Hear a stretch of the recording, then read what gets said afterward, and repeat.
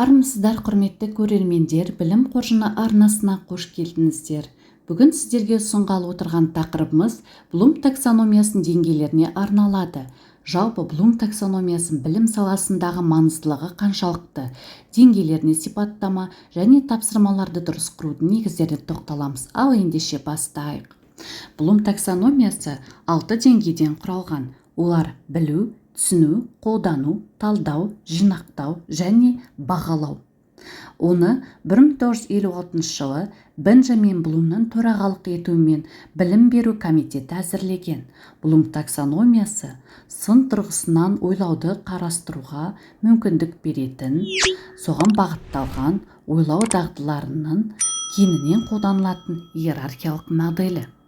Жалпы, Блум таксономиясы білім алушылардың алған білімін өмірде пайдалануға мүмкіндік беретін тамаша модель. Оқушы алған білімін тек ақпарат, білім түрінде ғана қабылдап, оны жадына сақтап қоймайды. Тек белгілі емтихандардан ғана өту үшін жаттанды білім алмайды. Білім алушы келешек өмірінде қажет болатын ойлау дағдыларын игереді. Егер оқушылардың қаншама пәндерді оқитынын ескерсек, ол физикада және математика пәндерінде болсын, тарих пәнінен болсын, алған білімнің өмірде қолдану арқылы мектептегі оқыған жылдарын тектен-текке кетпегендігіне көзі жетеді. Яғни, білім тек теориялық сипатта ғана қалып қоймай, іс жүзінде іске асырылады. Видеоның басында айтып кеткенімдей, Блум таксономиясы бұл ойлау дағдыларын дамытатын иерархиялық модель. Сол себепті мұндағы оқу тапсырмалардың да өзіндік ерекшеліктері бар. Яғни, мұнда оқу тапсырмалар оқушылармен бірге шешіледі. Басты назарда оқушы, мұғалім оқыту барысын басқарады. Толған бойында әртүрлі құзыреттіліктерді дамытуға назар аударылады.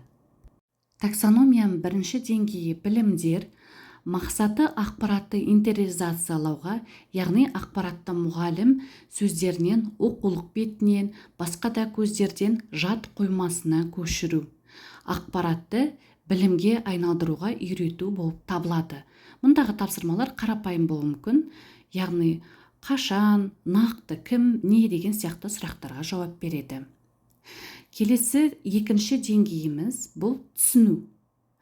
Мақсаты жадқа түскен білімді манипуляциялауға, яғни интеризацияланған білімді көптеген түрде ұсыну, үйрету болып табылады. Яғни жаңағы алған білімін оқушы қаншалықты деңгейде түсінетіндігін көрсетеді. Үшінші деңгей ол қолдану. Мақсаты білімді үлгі, ереже, немесе алгоритмдік тапсырма бойынша, яғни үлгі мен ұқсастық бойынша пайдалануға үйрету болып табылады. Бұл деңгейде оқушы алған білімі бойынша айталық гуманитарлық пәндерде қандай да бір кесте толтыру мүмкін, жаратылыстану пәндерінде қандай да бір есеп шығару мүмкін. Яғни ол алған білімін қолдануға арналған тапсырма орындайды. Төртінші деңгей ол талдау. Мақсаты бұрын алған білім негізінде алгоритмдік талдау арқылы өз үшін жаңа білім ашуға үйрету болып табылады.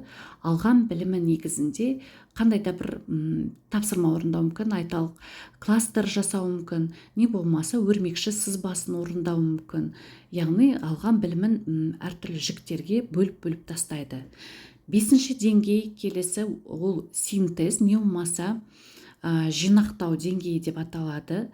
Бұл барлық алған білімі негізінде ақпараттың барлығын бір жерге топтастыру, жинақтау болып табылады. Мысал үшін бала бұл деңгейде белгілі бір шығармашылық жұмыс орындау мүмкін. Айталық эссе, не болмаса басқа да бір шығармашылық өнім түріндегі тапсырманы үлгісін беруге болады. Алтыншы деңгей ол бағалау. Мақсаты алдыңғы деңгейлерде өз үшін ашылған жаңа білімдерді бұрын алған білім негізінде алгоритм талдау арқылы нақты жағдайда қорытындылар жасауға үйрету болып табылады. Бұл өте күрделі деңгей. Бағалау деңгейі оқушыны өзін бағалауы, не болмаса жанындағы оқушыны өзара бағалауын көрсетпейді. Бағалау деңгейіндегі тапсырма ол баланы нақты жағдаятта бүгінгі тақырып бойынша белгілі бір мәселені шешуге бағытталған тапсырманы беруді көрсетеді. Яғни алған білімі өмірде қолданылу керек. Сөзімді қорытындылай келе, Йоган Вольфганг Гетенің келесі сөздерін айтқым келеді. Біліп қана қойған аз, оны пайдалана білу қажет. Қалап қана қойған аз, оны жасау қажет. Баршаңызға рахмет.